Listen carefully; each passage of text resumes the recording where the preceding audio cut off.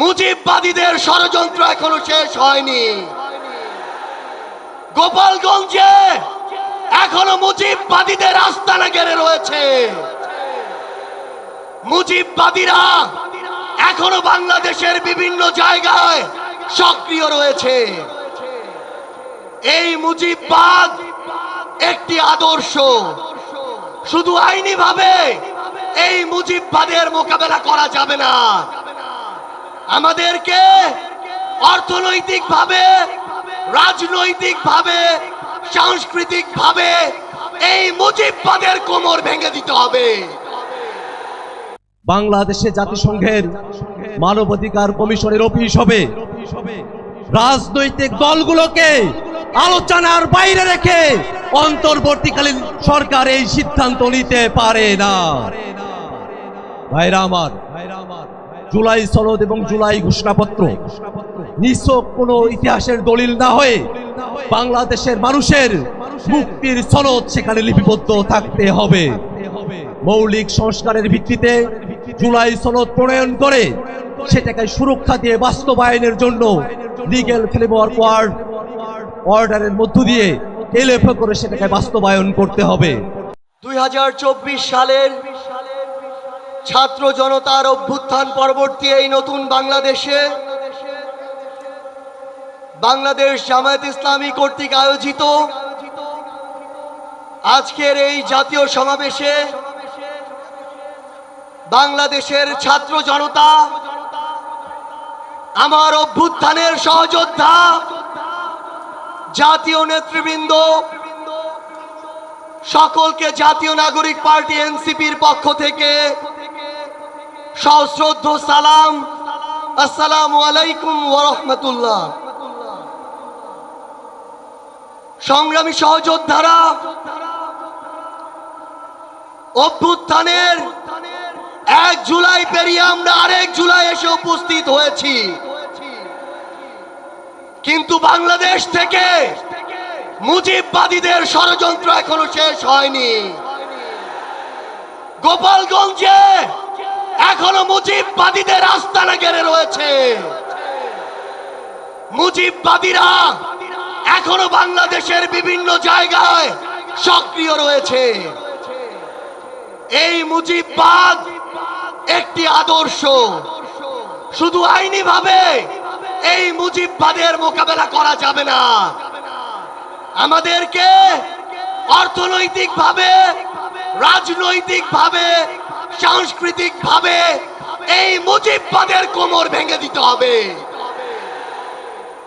আমাদের মধ্যে রাজনৈতিক মতপার্থক্য থাকতে পারে, কিন্তু এই মুজিববাদের প্রশ্নে, এই স্বৈরাচারের প্রশ্নে অভ্যুত্থানের সকল শক্তিকে ঐক্যবদ্ধ থাকতে হবে।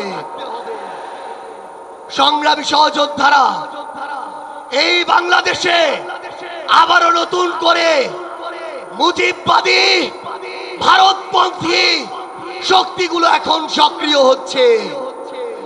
আমাদের মধ্যে মতপার্থক্য থাকতে পারে, কিন্তু এই বাংলাদেশে বাংলাদেশপন্থী ব্যতীত কোন দেশপন্থী, কোন বাদপন্থী, কোন শক্তির আর জায়গা হবে না।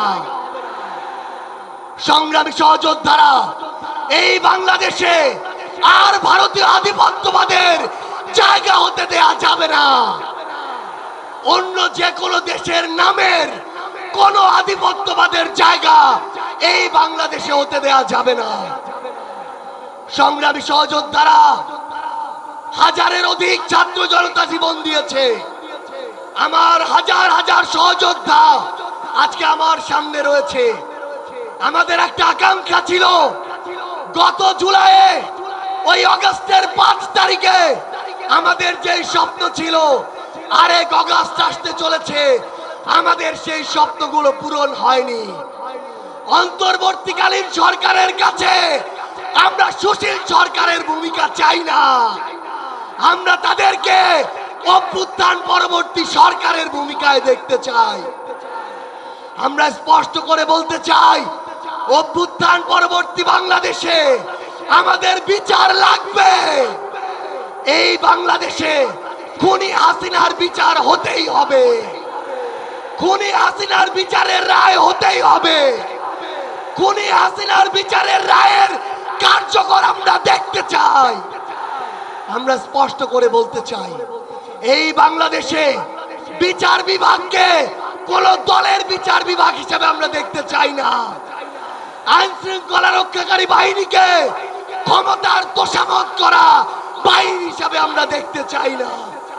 আমরা স্পষ্ট করে আপনাদেরকে বলি, ৭২-এর মুজিববাদী সংবিধানকে এক পাশে রেখে কোনোদিন এই বাংলাদেশপন্থী বাংলাদেশ সম্ভব নয়।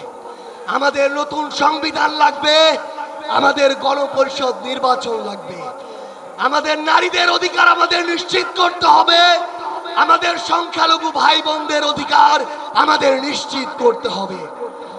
আমরা 1947 সালের উপনিবেশ বিরোধী যে আকাঙ্ক্ষা, ৭১-এর স্বাধীনতার যে আকাঙ্ক্ষা, ২৪-এর মুক্তির যে আকাঙ্ক্ষা, সেই আকাঙ্ক্ষাকে ধারণ করে ঐক্যবদ্ধভাবে আমাদের আগামীর বাংলাদেশ গড়তে হবে। আমরা স্পষ্ট করে সর্বশেষ একটি কথা বলে যাই, ফ্যাসিস্ট বিরোধী ২৪-এর শক্তি আমাদের ঐক্যবদ্ধ থাকতে হবে। তবে ঐক্যবদ্ধ মানে এই নয় যে আমরা কারো অন্ধভাবে দালালি করব।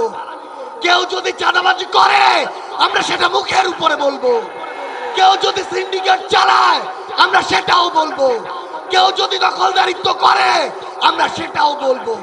তবে আওয়ামী লীগের প্রশ্নে আমরা ঐক্যবদ্ধভাবে আমাদের লড়াই চালিয়ে যাব।